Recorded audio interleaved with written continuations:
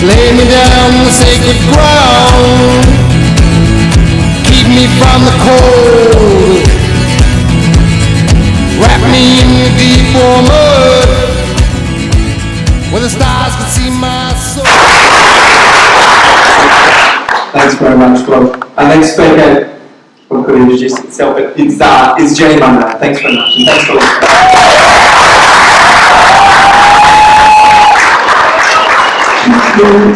Been some interesting propositions, I think, for today. I was saying, I have to say up front, I totally agree with Sean about his 260-page document from Mr. Forrest, but I would extend that also to Mr. Pearson. Why does one white man or one black man have so much influence in these areas? And it is a question that all of us are involved and concerned about. The problem with that is that it really leaves those programs that these people are pushing open to a great deal of question about what those programs are actually about and who benefits from them. Now the question at the end of the day for all of us, or for Black Australia, is what benefit will we get from this process of government? Fiddling around with the document that we had nothing to do with in the first place. And it wasn't 4 or 5 years before the referendum, we actually had conventions for a whole 20 to 30 years prior to the document being called the Constitution. So they talked about it, they met about it for a very long time prior to 1991. Many conventions go around the country. They had ample opportunity to involve and include our people on that occasion. They chose not to, for very obvious and very deliberate reasons. I think those obvious and deliberate reasons have not changed one iota in 120 or however many years of this since the Constitution was enacted.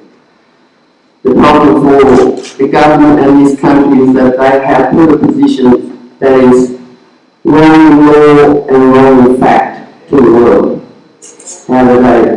How do they fix that fallacy? They tried in 1992 with the native title legislation.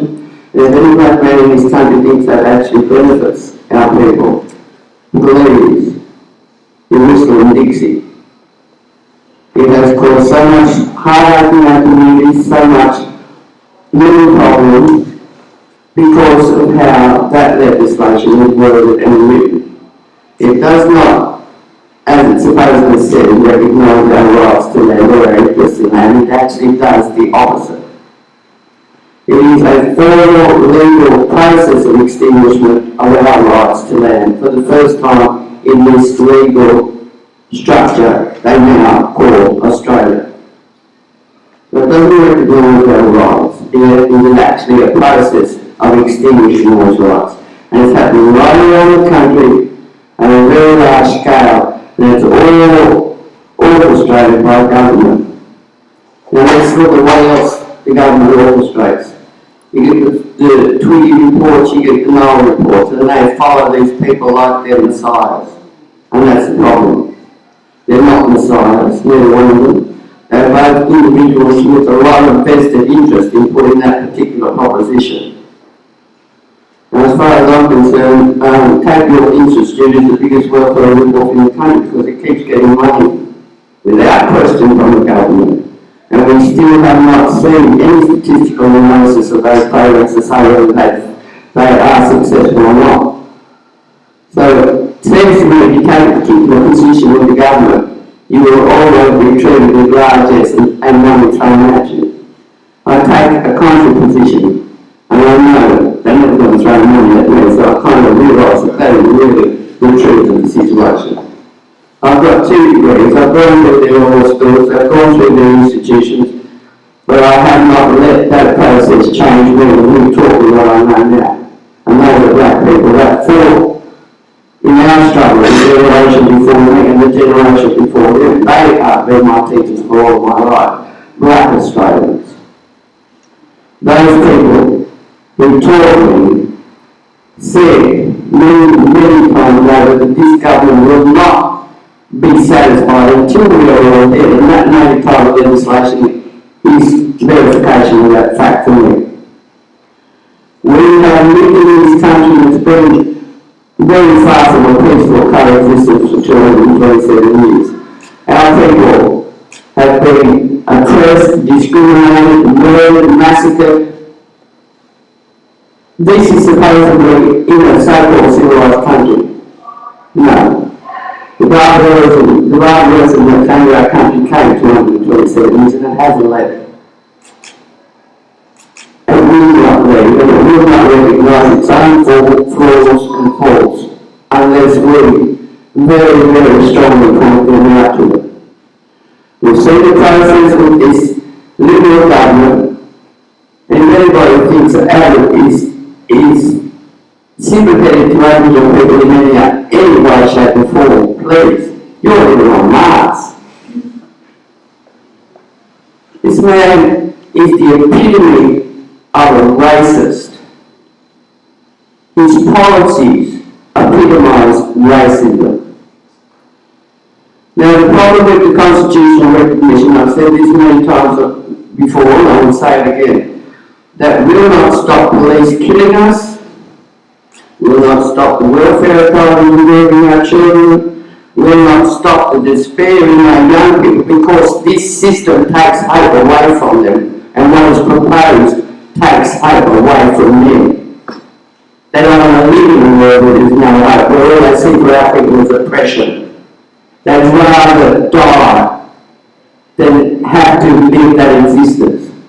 And that's how bad it is for our kids out there, from one end of the country to the other. It's not isolated little pockets. It's everywhere.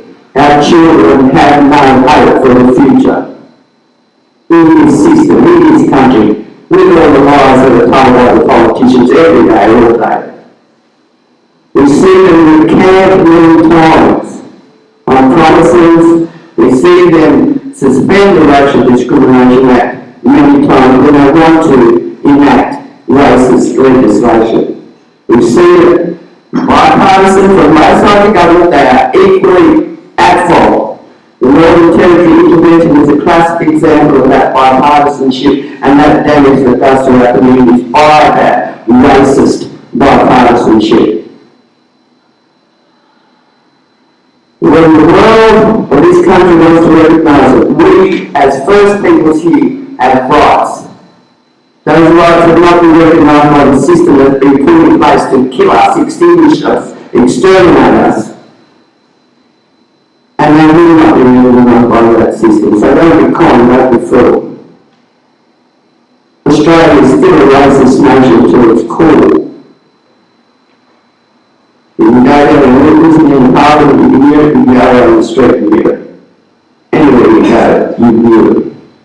And as a black person, you have to endure it also on a daily basis, that racism. When you walk into a shop and every eye that's in there, that's employed there, is watching you, expecting you to steal. Now these are the master thieves that stole a continent. Calling us thieves? Not part of our culture, it never was. Theft came here in 1788. And it's been here ever since then. Our people would go over things on where they put them down and come back in 20 years and they'd still be there. Other people would use them, but they would return them to where they had used them. Theft is not a concept that is part of our people's culture.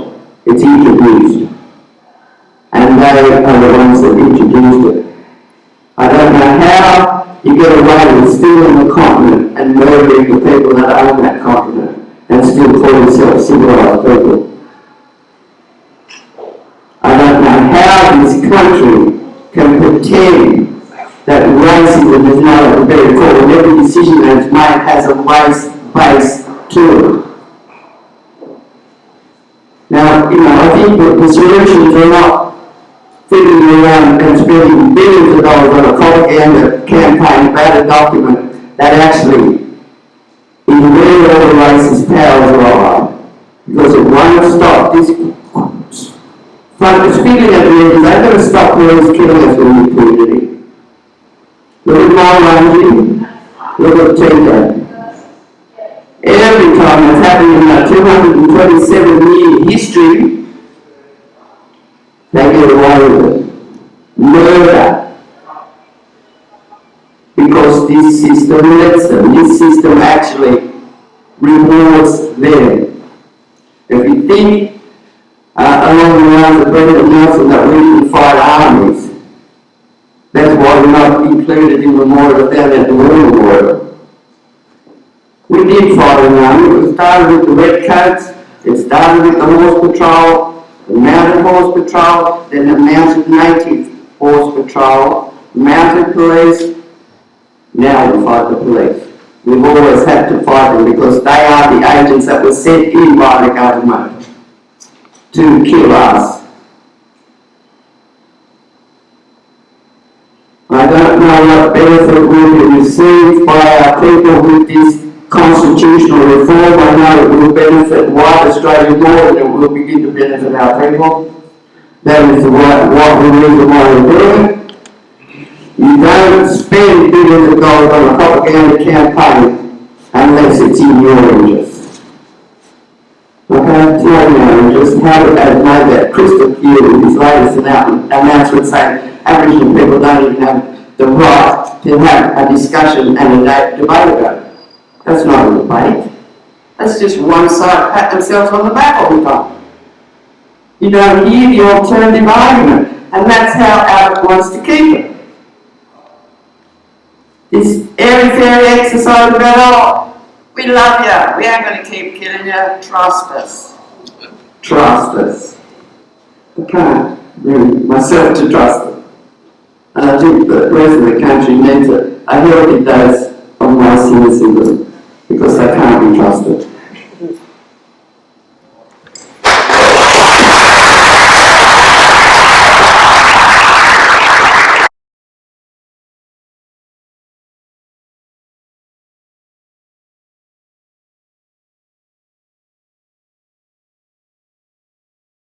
Make your monument tomorrow crown, gonna speak my name again.